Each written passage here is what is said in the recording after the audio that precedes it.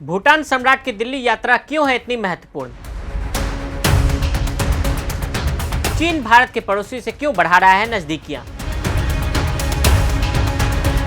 PM Modi के पास क्या है इसका काउंटर प्लान?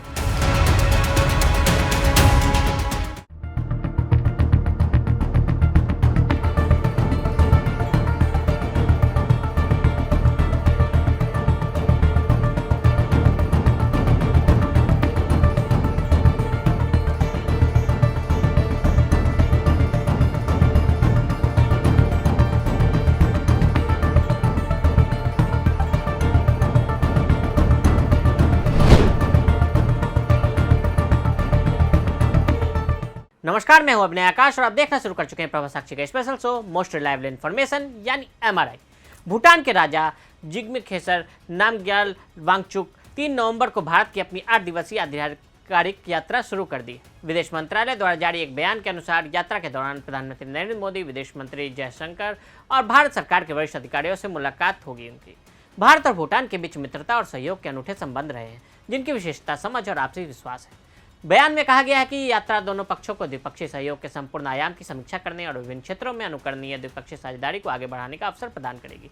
राजा वांगचुक, रानी जेंगसू पेमा और उनके 2 बेटे भी साथ होंगे। अपनी आधिकारिक यात्रा के दौरान असम और महाराष्ट्र का वो दौरा करेंगे। भूटान सम्राट की भारत यात्रा क्यों है महत्वपूर्ण, आइए पूरे मामले को समझते हैं। भूटान के साथ भारत के संबंधों पर एक नज़र। भारत और भूटान के बीच वर्षों से सौहार्दपूर्ण मित्रता रही है। यह विशेष संबंध 1949 की भारत भूटान मैत्री संधि द्वारा शासित है, जिसे बाद में 2007 में अद्यतन किया गया था। विदेश मंत्रालय के अनुसार यह संधि भारत और भूटान के संबंधों का बुनियादी ढांचा है। एएनआई की रिपोर्ट के अनुसार यह भारत और हिमालय साम्राज्य के बीच सदा शांति और दोस्ती, मुक्त व्यापार और वाणिज्य और एक दूसरे के नागरिकों के लिए समान न्याय पर जोर देता है। संधि का अनुच्छेद 2, जिसमें पहले कहा गया था कि भूटान को अपने बाहरी संबंध में भारत द्वारा निर्देशित किया जाएगा, 2007 में संशोधित किया गया। अब यह कहता है कि दोनों पक्ष अपने राष्ट्रीय से संबंधित मुद्दों पर एक दूसरे के साथ मिलकर सहयोग करेंगे। डेक्कन हेराल्ड के अनुसार लेख में कहा गया है कि न तो भूटानी सरकार और न ही उसके भारतीय समकक्ष अपने क्षेत्र का उपयोग राष्ट्रीय सुरक्षा और दूसरे के हित के लिए हानिकारक गतिविधियों के लिए करने की अनुमति देंगे। भारत और भूटान ने 1968 में औपचारिक राजनयिक संबंध स्थापित किए हैं, जैसा कि भूटान के विदेश मंत्रालय ने उल्लेख किया है। भारत न केवल थिम्पू का मुख्य विकास भागीदार है, बल्कि उसका शीर्ष व्यापार भागीदार भी है। इस साल अप्रैल में जब भूटानी सम्राट ने भारत का दौरा किया तो दोनों देशों ने जल विद्युत, व्यापार और अंतरिक्ष जैसे कई क्षेत्रों में सहयोग बढ़ाने का फैसला किया।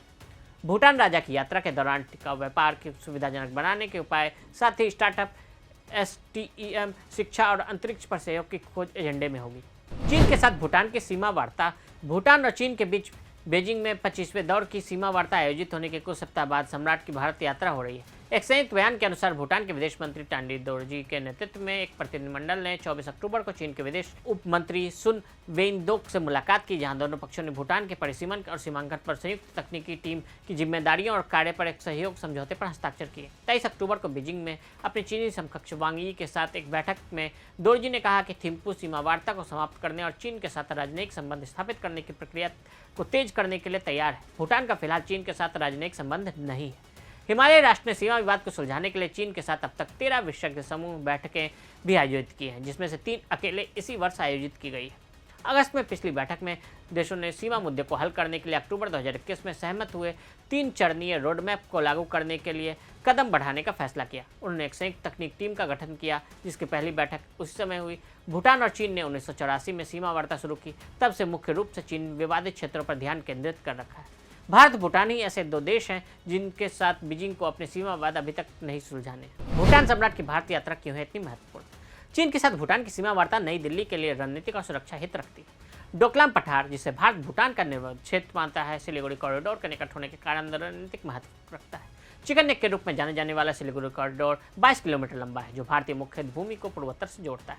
ये भारत को तिब्बत, नेपाल, भूटान और बांग्लादेश से भी जोड़ता है। नई दिल्ली में चिंताएं हैं कि थिम्पू और बीजिंग के बीच सीमा समझौते में उत्तर में विवादित क्षेत्रों के लिए भारत, भूटान और चीन के बीच ट्राई-जंक्शन के करीब स्थित डोकलाम की अदला बदली शामिल हो सकती है।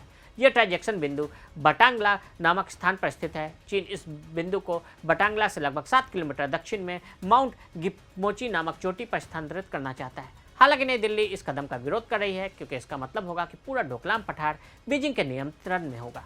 चीन द्वारा भूटान पर राजनयिक संबंध स्थापित करने के लिए दबाव डालने और दोनों देश अपने दशकों पुराने सीमा विवाद को निपटाने के करीब पहुंचने के साथ भारत सतर्क है और घटनाक्रम पर बारीकी से नजर रख रहा है। चीन क्यों भारत के पड़ोसी संग बढ़ा रहा है नजदीकियां?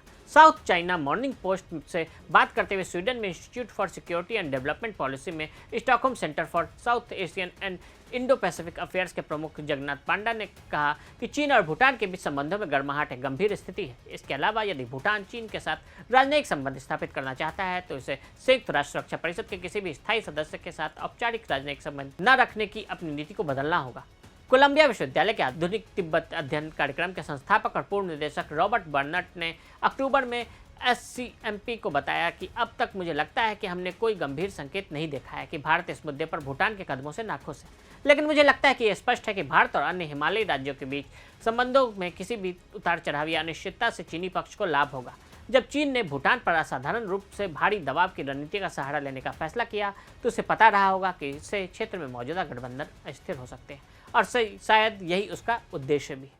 तो आज हमने आपको भारत, भूटान और चीन के त्रिकोण के बारे में बताया। आज के लिए दी इजाजत। ऐसे रिपोर्ट्स को देखने के लिए देखते रहें प्रभा साक्षी।